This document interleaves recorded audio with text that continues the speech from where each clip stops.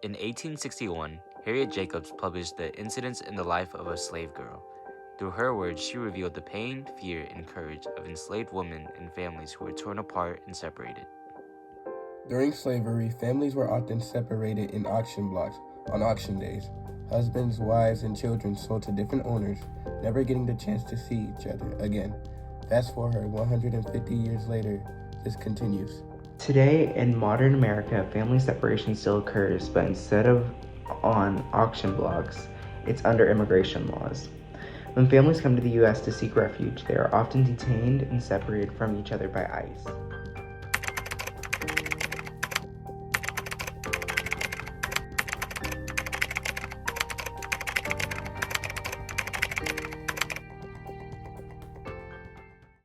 Today, I wanted to interview you guys about ICE and slavery and to see how they are the same. So I'm gonna ask you guys 2 questions about dehumanization and some about family separation. In what ways were enslaved people and detained immigrants treated as less than human?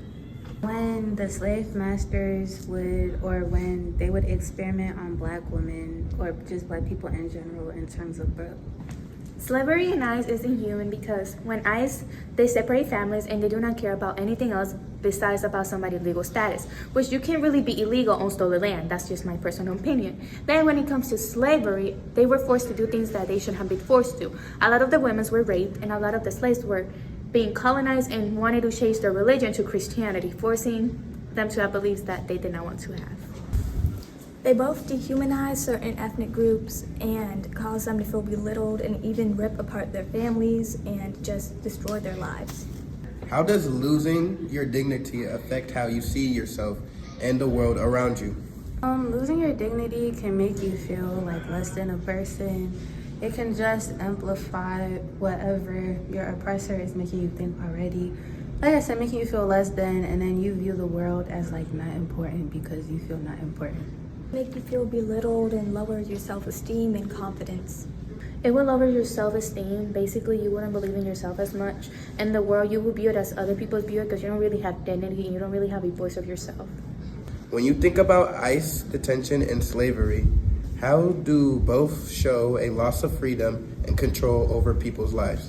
It shows that because people are being taken from their homes, taken from their families, and forcefully, might I add. So you really don't have no say, you're just being taken. When I think of ICE and slavery, they show loss of freedom because you don't really have an opinion or choice. You kind of just get kicked out of the country based on a person's belief, which I do not agree with. And then when it comes to slavery, loss of freedom, I mean, you're not free, you're enslaved. Yeah, that's really it.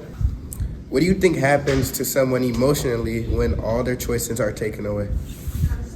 They become self-deprived, meaning that they feel like they shouldn't even live at all because they don't have something to live for. They don't really have rights or freedom, and they feel like they're less than.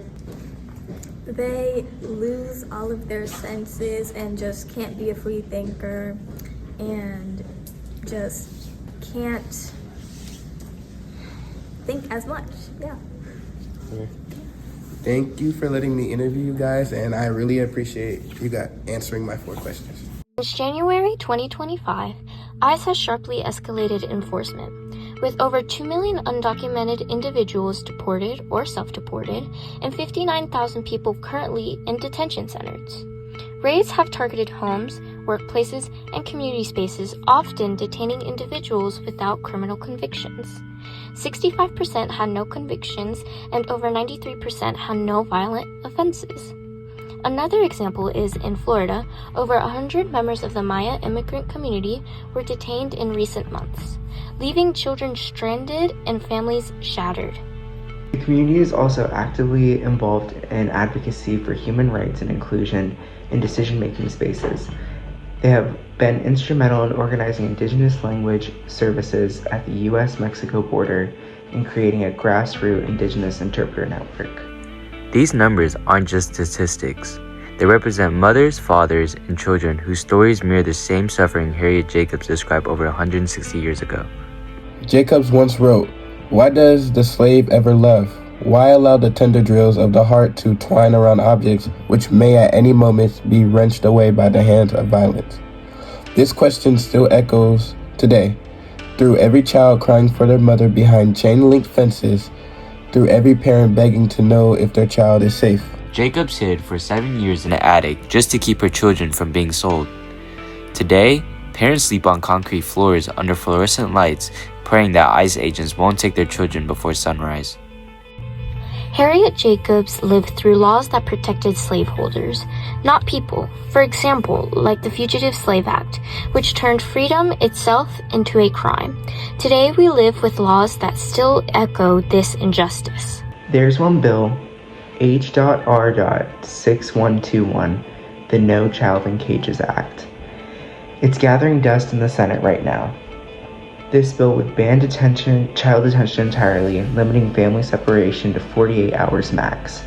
It would require trauma-informed care for separated children, including Indigenous language therapists. But Senate leaders call it too radical. Too radical? Harriet Jacobs hid in an attic for 7 years to protect her children. That's radical courage.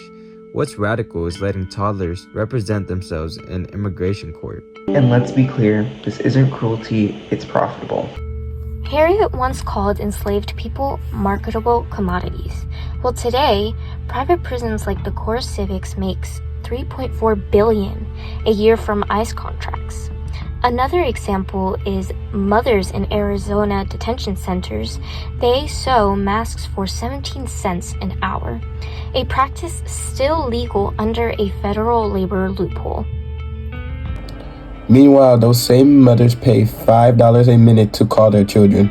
One Honduran father said, "I've worked 3 days to afford 10 minutes of my daughter's voice." Sound familiar? Jacobs wrote about slave traders counting cash while children screamed. Now corporations count profits while toddlers are crying in their baby jails. Harriet Jacobs ended her story with a plea. Reader, do you curse the slave trader? Then curse the system too. So today, we curse the system that locks Maya parents in cages. We join movements like a nonprofit called Families Belong Together, who fight every day for family unity and justice. And we deemed Congress passed H.R. 6121 to end child detention once for all, Because until no mother hides in an attic, until no family is torn apart by fear. Harriet's war isn't over. our war isn't over.